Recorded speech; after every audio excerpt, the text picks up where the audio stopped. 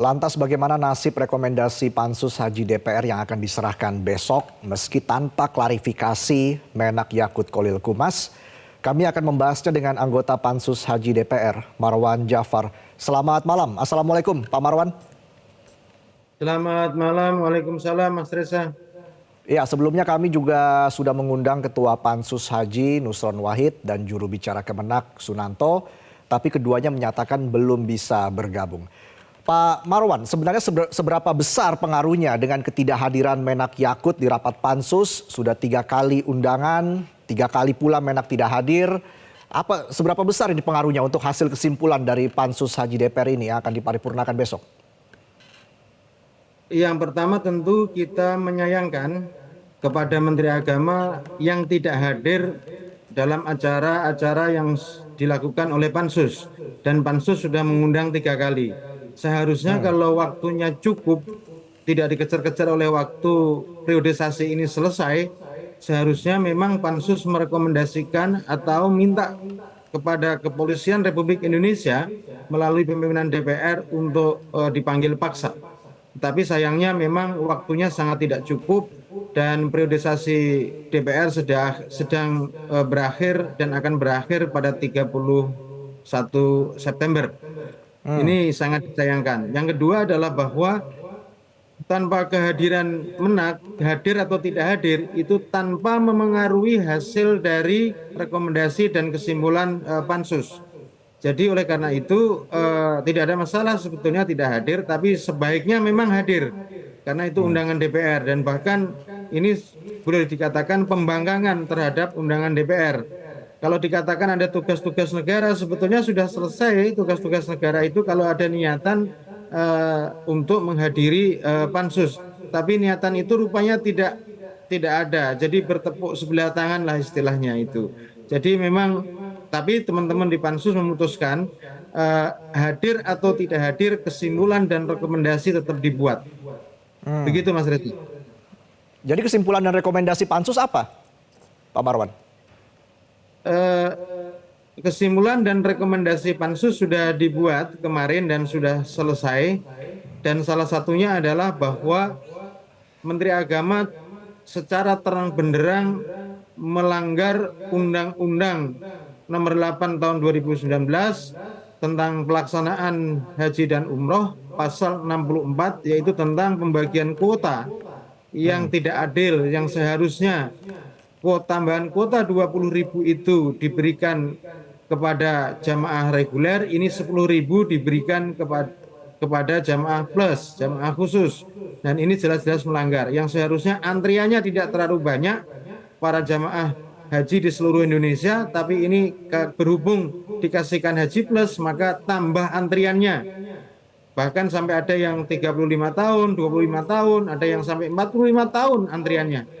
Kalau sekarang umurnya sudah 50 katakanlah, ditambah 25 tahun yang akan datang kan sudah sepuh-sepuh semua itu, sudah repot semua. Belum yang mendaftar sekarang misalnya umur 60 tahun, kalau antriannya sampai 35 tahun, ya hampir 100 tahun umurnya itu. Dan ini sangat tidak fair bagi jamaah-jamaah reguler yang menunggu sampai bertahun-tahun itu. Ditambah lagi juga ada jamaah yang 0 tahun sudah berangkat di 2024 kemarin, yang tanpa tahun itu juga ada. Di situ ada permainan juga di haji reguler, bukan hanya di haji khusus atau haji plus itu. Oke, jadi rekomendasi ini akan dibacakan besok di rapat paripurna ya, Pak Marwan, secara keseluruhan? Tadi saya cek ke salah satu pimpinan Pansus bahwa besok itu baru dirapat bamuskan.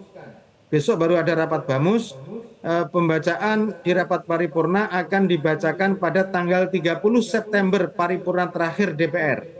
Jadi karena ada ketua Pansus yang sampai hari ini belum tanda tangan, ketiganya sudah tanda tangan, wakil-wakil ketua Pak Marwan Dasopang sudah tanda tangan, Bu Diah sudah tanda tangan, dan Bu Ledia sudah tanda tangan. Pak Nusron yang belum tanda tangan sampai malam ini.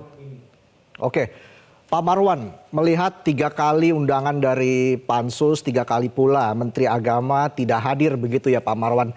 Ini sebenarnya Kenapa ini? Apa yang Anda lihat? Dugaan Anda seperti apa sejauh ini? Kenapa justru narasumber utama dari rapat pansus ini tidak bisa hadir dalam sebuah rapat pansus yang menyangkut soal adanya dugaan-dugaan pelanggaran dalam Haji 2024 ini, Pak Marwan?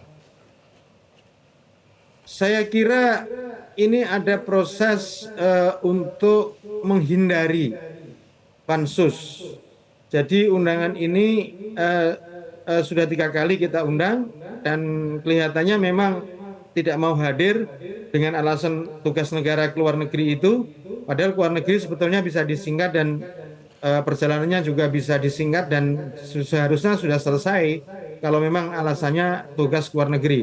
Tapi saya melihat bahwa ini kok ada unsur kesengajaan bahwa memang sengaja ke luar negeri, diberi izin ke luar negeri, dan sekaligus memang untuk menghindari panggilan pansus untuk memberikan keterangan atau mengkonfrontasi minimal atau minimal juga mengklarifikasi apa-apa yang selama ini dibahas oleh pansus. Kalau Menteri Agamanya hadir itu akan sangat enak memberikan kesimpulan-kesimpulan. Nah, toh selama ini juga proses pemanggilan sudah dimulai dan sudah tidak hadir. Dan sekali lagi saya sampaikan, hadir atau tidak hadir Menteri Agama, pansus tetap jalan dan sudah membuat kesimpulan dan rekomendasi. Begitu, Mas Reza. Artinya rekomendasi pelanggaran hukum yang terjadi ini menjadi pokok isi dari rapat pansus ini, begitu Pak Marwan, yang akan diparipurnakan? Itu salah satunya. Ada sekian banyak kesimpulan yang disampaikan di dalam kesimpulan dan rekomendasi. Di rekomendasi salah satunya adalah untuk aparat hukum untuk menindaklanjuti temuan-temuan yang sudah dilakukan oleh pansus untuk dilakukan penyidikan dan penyelidikan supaya ini menjadi terang benderang. Jadi salah satunya adalah supaya aparat penegak hukum untuk merespons adanya temuan-temuan pansus ini. Ada juga dugaan-dugaan yang mengatakan bahwa pansus haji ini melunak, lalu juga disebut ada pelanggaran serius begitu ya, untuk memperhalus penyusunan laporan terkait dengan pansus ini. Ini sebenarnya kalau kita bicara soal yang disebut diperhalus dalam penyusunan laporan, ini lebih detailnya seperti apa Pak Marwan? Iya, 2 hari yang lalu itu kita melakukan tim kecil untuk melakukan penyusunan. Yang seharusnya itu sangat bagus ya penyusunannya itu. Tapi tiba-tiba di hari kemarin itu hampir susunannya itu berubah.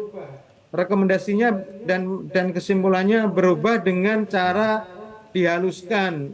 Begitu, misalnya sambil contoh misalnya kata pelanggaran, itu kan sangat tegas dan jelas. Tiba-tiba misalnya diganti itu ketidaktaatan, ketidakpatuhan, gitu-gitu. Jadi itu sebagai contoh. Misalnya siapa yang merubah itu Pak Marwan? Hah? Siapa yang merubah itu? Anda menduga ada intervensi? Ada memang intervensi dari berbagai pihak, sangat terasa dan kelihatan bahwa di sini memang ada campur tangan yang memang sangat mempengaruhi keberadaan pansus. Sehingga teman-teman anggota pansus itu kelihatannya enggan untuk berbicara dan banyak yang tidak masuk. Jadi itu artinya bahwa di situ ada berbagai macam intervensi dan sekaligus berbagai macam upaya-upaya pihak lain untuk melemahkan pansus. Dan bahkan kita mencurigai bahwa kenapa besok tidak jadi paripurna, tidak dianggedakan paripurna, yang seharusnya kita sudah menyepakati bahwa besok seharusnya untuk dibacakan di rapat paripurna, tetapi ini mundur lagi sampai tanggal 30 karena besok itu baru dirapatkan di Bamus. Begitulah kira-kira. Jadi sangat terasa sekali ada upaya-upaya dari tangan-tangan tertentu, ada invisible hand yang memang berusaha untuk mencampuri urusan pansus ini. Baik, terima kasih anggota Pansus Haji DPR Pak Marwan Jafar sudah memberikan keterangan dalam Prime Time News malam ini. Selamat malam. Jelajahi cara baru mendapatkan informasi. Download Metro TV Extend sekarang.